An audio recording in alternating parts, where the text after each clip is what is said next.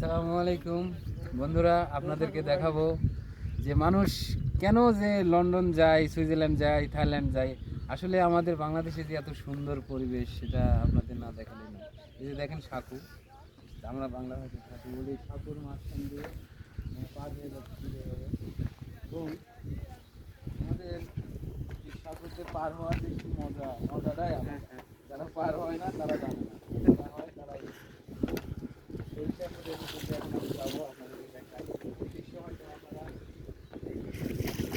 দেখতে পাবেন না। সেটা হলো এত সুন্দর ফুল আর এত সুন্দর পরিবেশ, বাসায় আর না যায়।